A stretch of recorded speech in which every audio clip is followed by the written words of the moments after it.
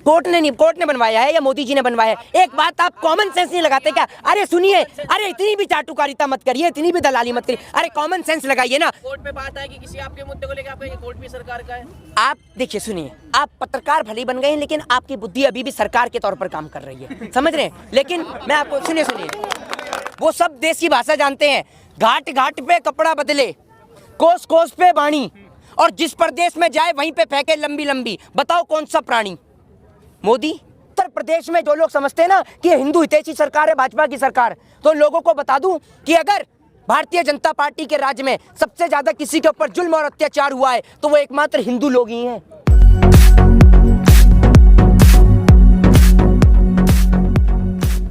देखिए, मैं आपको सीधे तौर पे बता दूं, सबसे पहले आपने कहा कि 2 मई दीदी गई, तो उसी से शुरुआत करते हैं कि जो उनके अंदर कहते थे मोदी मोदी मोदी, आज उनकी मोदी जी की दो दी, समझ रहे हैं आप? और वो शुरुआत होने की हुई है पंजाब से आते आते दिल्ली के 5 इलाकों में उपचुनाव के निकाय चुनाव पे, समझ रहे हैं, एमसीडी के इलेक्शन पे। तो अब अगर ईवीएम में कोई हेरा फेरी ना हो तो इनका बंगाल से इतना तगड़ा सुपड़ा साफ होने वाला है कि बंगाल में दूर दूर तक भाजपा वाला कोई नजर नहीं आएगा, समझ रहे हैं आप? दूरबीन लेकर भी ढूंढेंगे तब भी नजर नहीं आएगा। और अगर आपने मोदी जी को चुन दिया तो भैया आप पूछते ही रह जाएंगे, खूब भालो, और हर आदमी कहेगा कुछ नहीं है भालो, समझ रहे हैं? हाँ, क्योंकि ये रविंद्रनाथ टैगोर के भेष में देश को लूटने वाले लोग हैं। ये दाढ़ी बढ़ाकर जो आदमी देश का किसान यहाँ पर बैठा हुआ है उसको छोड़कर वहाँ चुनाव लड़ने जा सकता है, तो आपको लगता है कि वो आदमी देश के लिए कुछ करेंगे? मोदी जी, आपने उसकी बात करी वेशभूषा की, जी, की तरह उन्होंने दाढ़ी बढ़ा ली है, लेकिन चुनाव तो तमिलनाडु में भी है, वहाँ का उन्होंने रूप धारण नहीं किया है। तो एक ही जगह का करेंगे क्या? सब जगह का थोड़ी करें? एक बारी में आप सारी नौका पे सवार हो लेंगे? हैं? असम में क्या चाय की पत्ती का पैकेट हाथ में लेके घूमेंगे या चाय की पत्ती का एडवर्टाइजमेंट करेंगे? तो प्रियंका गांधी लेकर घूम रही है। तमिल की भाषा भी तो सीख रहे। कौन? मोदी जी? अरे मोदी जी तो मल्टी टैलेंटेड आदमी है भैया, वो सब देश की भाषा जानते हैं। घाट घाट पे कपड़ा बदले, कोस कोस पे वाणी, और जिस प्रदेश में जाए वहीं पे फेंके लंबी लंबी। बताओ कौन सा प्राणी? मोदी। नहीं, आप मोहित जी, आपने कहा कि पश्चिम बंगाल में अगर बीजेपी आ गई, जी, तो वहाँ है नहीं अभी। अगर वो 50, 40 या 60 सीट भी ले आती है तो उसकी तो बढ़ोतरी हुई ना, तो जीत तो है ना उसकी। क्यों जीत है? आप कहाँ से कह रहे हैं 50-60 सीटें आ जाएंगी? आप तो नहीं, आप तो यूं भी कह रहे थे कि गुरदासपुर से खाता भी नहीं खुलने वाला है बाकी अन्य पार्टियों का, लेकिन वहाँ तो भारतीय जनता पार्टी का सुपड़ा भी साफ हो गया। तो गुजरात में बीजेपी ने नहीं कर दिया सुपड़ा साफ? किसने? आप एक बात तो देख तो लीजिए, गुजरात में कितना खूब भालो है, देख रहे हैं? दहेज के नाम पे बहन बेटियां आत्महत्या कर रही हैं, खूब भालो छे ना? भालो है या नहीं है बताइए? यूपी में ना है सर? यूपी में? अरे यूपी वाला तो जो वो बंगाल पहुंच गया, ये सही याद दिलाई आपने यूपी वाले की। तो यूपी वाला इतना कलाकार है, वो अपने उत्तर प्रदेश को छोड़ के बंगाल पहुंच रहे हैं। कह रहे नाम बदलेंगे। हाँ, नाम बदलेंगे। बंगाल में जाकर पता है क्या कह रहे हैं? बंगाल में जाकर कुछ लोग तो कह रहे हैं कि इसको सोने का प्रदेश बना देंगे। देश के लूटने वाले लुटेरे आज बंगाल को कह रहे हैं कि सोने का प्रदेश बनाएंगे। तो आपको उत्तर प्रदेश सोने का बनाने से किसने रोका था? उत्तर प्रदेश में जो लोग समझते हैं ना कि ये हिंदू हितैषी सरकार है, भाजपा की सरकार, तो उन लोगों को बता दूं कि अगर भारतीय जनता पार्टी के राज्य में सबसे ज्यादा किसी के ऊपर जुल्म और अत्याचार हुआ है तो वो एकमात्र हिंदू लोग ही हैं। सबसे ज्यादा, चाहे वो हाथरस कांड की घटना हो, चाहे फिर वो सरेआम पुजारी को मारने की हत्या हो, चाहे दलितों के ऊपर हो रहा अत्याचार और शोषण हो, चाहे फिर वो पंडितों की और ब्राह्मणों की हत्या हो, सबसे ज्यादा मरने वाले लोग तो हिंदू ही हैं। तो आपको लगता है कि ये हिंदुओं की सरकार है? कांग्रेस में नहीं हुआ ये सब कुछ, कांग्रेस में नहीं हुआ। यहाँ पर मैं आपको देखे, सुनिए, पार्टियां, all political parties are thief in India, ये बात मैं दावे से कहता हूँ। लेकिन कोई छोटा चोर है तो कोई बड़ा चोर है, आप इस बात को समझिए। तो बड़े चोर को चुनने से बेहतर है कि हम छोटे चोर को चुन लें, समझ रहे हैं? मतलब अगर मान के चोरी थोड़ी बहुत होनी चाहिए। आप अगर देश की पुस्तकों का अध्याय आपने पढ़ा होगा तो उसमें भी लिखा हुआ है बहुत सी पुस्तकों में कि जिस देश में करप्शन होता है तो वहाँ देश में डेवलप भी होता है। आप एक बात मुझे बताइए, अगर आज आप देश के दाढ़ीधारी, जुमलेबाजी, भाषणजीवी प्रधानमंत्री नरेंद्र मोदी जी की बात करें तो मैं वही पूछ रहा हूँ आपसे कि जब देश में, आप सुनिए, आप कह रहे हैं जहाँ करप्शन होता है विकास भी होता है, तो अब करप्शन हो रहा है। मैं यही तो पूछ रहा हूँ, करप्शन तो हो रहा है लेकिन अब करप्शन जो हो रहा है वो चंद लोगों के बीच में हो रहा है। तो फिर विकास भी हो रहा हो? विकास हो तो रहा है, विकास हो नहीं रहा। आपने देखा नहीं कि कोविड के दौरान भी उद्योगपतियों की संपत्तियां बढ़ जाती हैं। तो ये उद्योगपतियों का विकास है ना, ये उद्योगपतियों का भारत रह गया है। आप जैसे हम जैसे गरीब लोगों के लिए कोई जगह नहीं है। आपको क्या लगता है ये जो गैस के, पेट्रोल के, डीजल के दाम बढ़ रहे हैं, इससे प्रहार किसके ऊपर होगा? आम जनता के ऊपर होगा। वो आम जनता, लॉकडाउन में लोगों को राशन भी मिला है, अकाउंट में पैसे ट्रांसफर करें, वो भी तो कहीं ना कहीं ठीक है। गवर्नमेंट की तरफ से सही कह रहे हैं। ये भारत देश की बता रहे हैं क्या आप? हाँ, भारत देश के बता रहा हूँ मैं भी। जिस फ्लाईओवर पे आप खड़े हैं ना, एक मिनट, आपके अकाउंट में आए? नहीं, राशन तो सभी ने लिया है। आपके पास आया था राशन फ्री में? बिल्कुल आया, मैंने खाया, बिल्कुल खाया। आपके घर पे आया था राशन? नहीं देखो, घर पे नहीं लेकर आना पड़ेगा ना आपको, राशन सुनिए, सुनिए, मैं आपको एक बात तो सुनिए, जिस रोड पे आप खड़े हैं ना, माना सरकार की वकालत करिए, बिल्कुल प्रश्न पूछना, नहीं, प्रश्न पूछना जायज है, नहीं, वो उसकी बात है, बिल्कुल। सामने है।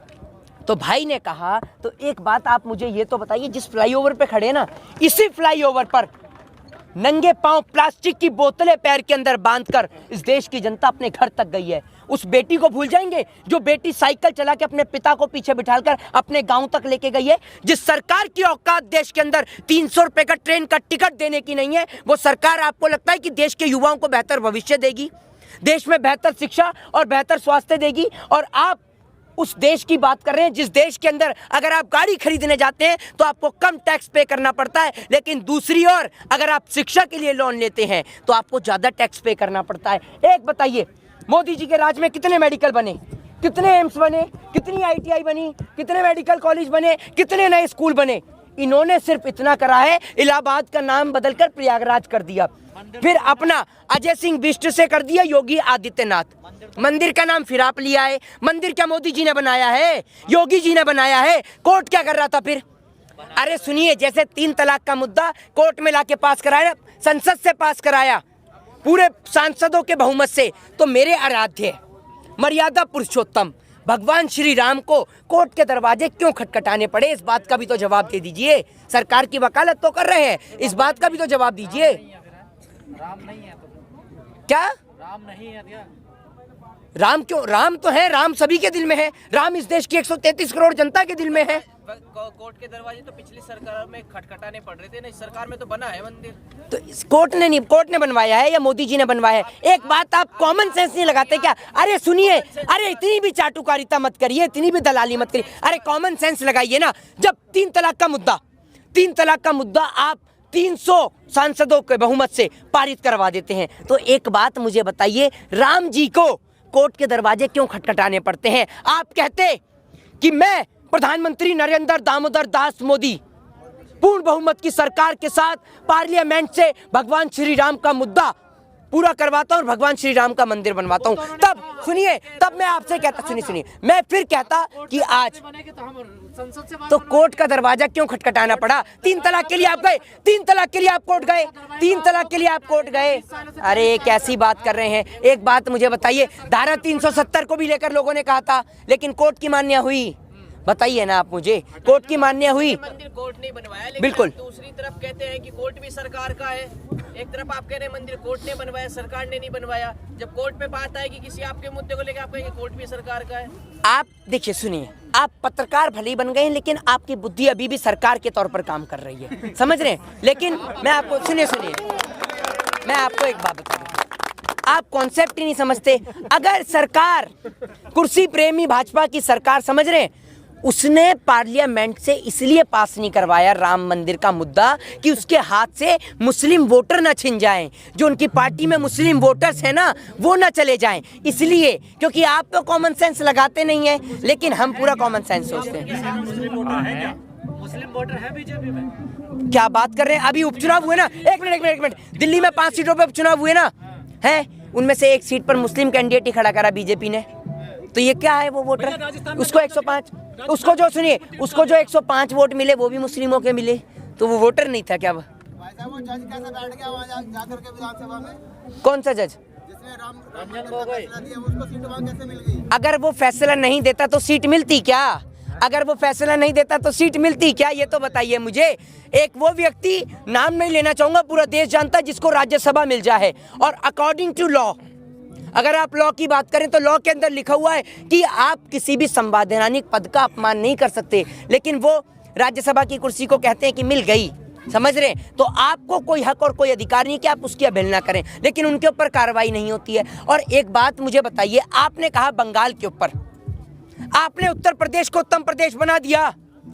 उत्तर प्रदेश में आज भी घटनाएं बलात्कार की घटित हो रही हैं। राजस्थान में नहीं होती, राजस्थान में नहीं होती। नहीं, बात बीजेपी की गवर्नमेंट की हो रही है, राजस्थान में भी होती हैं, देश के तमाम जगह पे होती हैं। तो आप एक बात मुझे बताइए, वो जो फास्ट ट्रैक कोर्ट लेके आ रखा है, चाहे राजस्थान हो चाहे देश की तमाम जगह पर हो, कोई भी जगह हो, पंजाब, हरियाणा और फिर उसके अलावा और भी तमाम जगह पर जहां पर अन्य दलों की भी सरकारें हैं, तो जो फास्ट ट्रैक कोर्ट लेकर आए हैं तो उनमें अपने नेताओं को क्यों बचा लेते हैं? कुलदीप सिंह सेंगर, चिन्मयानंद, नित्यानंद जैसे लोगों को फांसी की सजा क्यों नहीं दिलवाते हैं? ये रिश्ता क्या कहलाता है आपका, ये तो बताइए। और बंगाल वाले लोगों से कहना चाहता हूं कि अगर बंगाल में स्थिति बेहतर चाहते हैं, और खासकर जो लोग बंगाल के बैंक में काम करते हैं, आप सोच लीजिए कि आपको चाय बेचनी है, क्योंकि चाय वाला तो बैंक बेच रहा है, तो आप सोच लीजिए आपको तो चाय ही बेचनी है।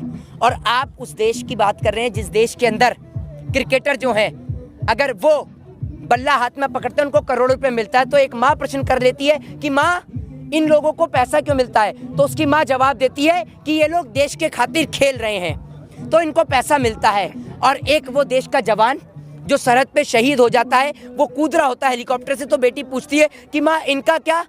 तो वो कहते हैं कि जो इस देश के खातिर शहीद होते हैं, गोली खाते हैं, उनको पूछा भी नहीं जाता। समझे?